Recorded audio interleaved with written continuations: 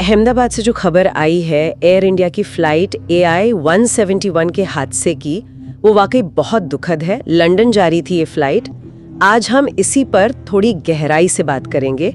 जो भी जानकारी उपलब्ध है, मतलब मीडिया रिपोर्ट्स हैं, विकिपीडिया है, कुछ एविएशन एक्सपर्ट्स की शुरुआती बातें हैं, उनके आधार पर कोशिश रहेगी समझने की कि हुआ क्या असल में, विमान के बारे में, यात्रियों के बारे में क्या पता है हमें, और हाँ, मुआवजे के नियम क्या कहते हैं, एक्सपर्ट्स क्या सोच रहे हैं शुरुआत में, कारण क्या हो सकता है, और थोड़ा पीछे मुड़कर भारत में हुए कुछ पुराने हादसों को भी देखेंगे। चलिए शुरू करते हैं। जी, यह हादसा हुआ 12 जून 2025 को। एयर इंडिया का बोइंग 787-8 ड्रीमलाइनर विमान था। Registration VT-ANB। ये अहमदाबाद से लंदन गैटविक के लिए उड़ा और उड़ान भरने के बस कुछ ही देर बाद मेघानी नगर इलाके में, वहां BJ मेडिकल कॉलेज है, उसके हॉस्टल की इमारत से टकरा गया। हाँ, और ये बात बहुत चौंकाने वाली है कि ये बोइंग 787 ड्रीमलाइनर, जिसे इतना आधुनिक और सुरक्षित माना जाता है, उसका ये पहला ऐसा हादसा है जिसमें इतनी जानें गईं। बिल्कुल, पहला फेटल क्रैश है ये 787 का। विमान भी करीब 11 साल पुराना था। बहुत ज्यादा पुराना नहीं कहेंगे इसे एविएशन के हिसाब से। अच्छा, और लोग कितने थे इसमें? विमान में कुल 242 लोग थे। इनमें 230 यात्री और 12 क्रू मेंबर। क्रू में 2 पायलट और 10 फ्लाइट अटेंडेंट थे। यात्रियों की बात करें तो 169 भारतीय नागरिक थे, 53 ब्रिटिश, 7 पुर्तगाली और 1 कनाडाई नागरिक। और एक और दुखद खबर यह है कि गुजरात के पूर्व मुख्यमंत्री विजय रूपाणी जी, वो भी इसी विमान में थे और उनकी भी मृत्यु हो गई इस हादसे में। ये तो बहुत ही दुखद है।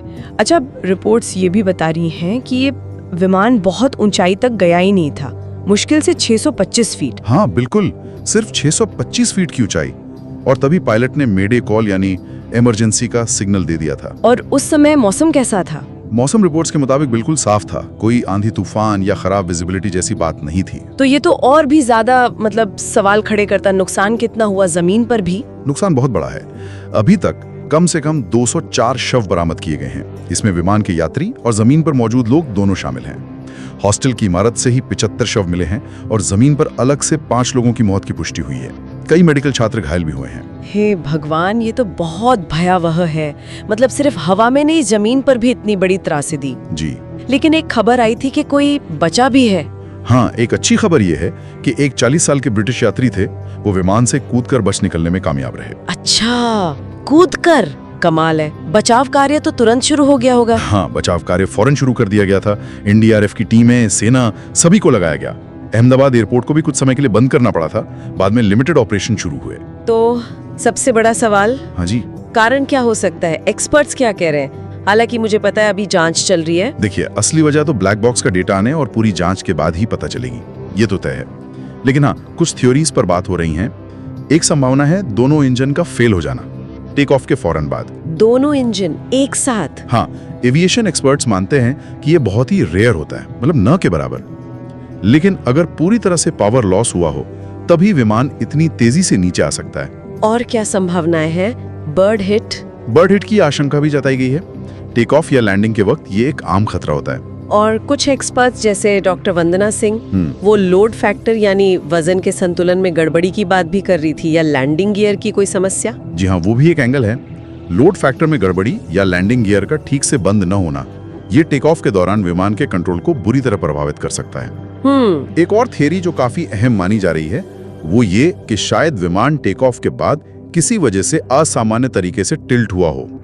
उससे इंजन में एयर फ्लो बिगड़ सकता है और वो स्टॉल हो सकते हैं, अचानक बंद हो सकते हैं। और सिर्फ 625 फीट की ऊंचाई? बिल्कुल, इतनी कम ऊंचाई पर पायलट के पास ना तो इंजन रीस्टार्ट करने का समय होता है, ना ही कोई और पैंतरा अपनाने का। खासकर जब नीचे घनी आबादी हो, इमारतें हों, विकल्प लगभग शून्य हो जाते हैं। बहुत मुश्किल स्थिति। अच्छा, ऐसे हादसों के बाद मुआवजे की बात भी आती है, उसके क्या नियम है? अंतर्राष्ट्रीय उड़ानों के लिए भारत मॉन्ट्रियल कन्वेंशन 1999 को फॉलो करता है। इसके तहत अगर किसी यात्री की मृत्यु होती है या शारीरिक चोट लगती है, तो एयरलाइन की लायबिलिटी देनदारी करीब 1.4 करोड़ रुपए प्रति यात्री तक होती है। 1.4 करोड़? हाँ, ये रकम SDR में तय होती है। 1,28,821 SDR स्पेशल ड्राइंग राइट्स रुपए में ये करीब 1.4 करोड़ बनती है।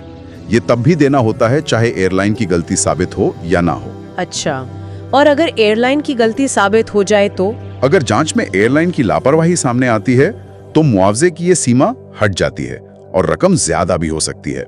ये मुआवजा एयरलाइन और उसकी बीमा कंपनी देती है। और घरेलू उड़ानों पर भी यही लागू होता है, या अगर किसी ने अपना अलग से ट्रैवल इंश्योरेंस लिया हो? कई बार एयरलाइंस घरेलू उड़ानों पर भी लगभग यही नियम लागू कर देती हैं, पर कानूनी तौर पर थोड़ी भिन्नता हो सकती है।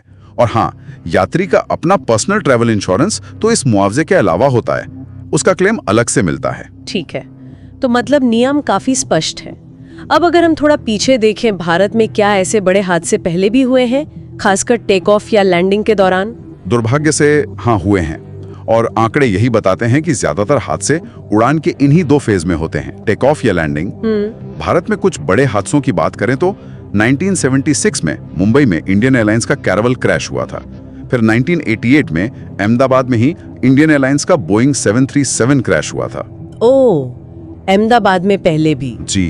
और फिर 1996 का Charkhi Dadri mid air collision, हवा में टक्कर, वो तो दुनिया के सबसे भयानक हादसों में गिना जाता है। और हाल के सालों में देखें तो 2010 में मैंगलोर एयर इंडिया एक्सप्रेस हादसा और 2020 में कोझिकोड वाला एयर इंडिया एक्सप्रेस हादसा, दोनों ही लैंडिंग के वक्त हुए थे। तो ये एक दुखद पैटर्न है। तो कुल मिलाकर देखें तो अहमदाबाद का ये हादसा एक बहुत ही गंभीर और दुखद घटना है, और बोइंग 787 ड्रीमलाइनर के लिए भी एक बड़ा झटका है। बिल्कुल। जांच चल रही है, पर शुरुआती इशारे double engine failure, load factor या फिर कम ऊंचाई पर इंजन स्टॉल जैसी गंभीर तकनीकी समस्याओं की तरफ है। मुआवजे के लिए अंतर्राष्ट्रीय नियम मौजूद हैं। सही कहा। और ये घटना खासकर इतने आधुनिक और सुरक्षित समझे जाने वाले विमान के साथ हुई है, तो ये हमें सोचने पर मजबूर करती है विमानन सुरक्षा के बारे में। बिल्कुल।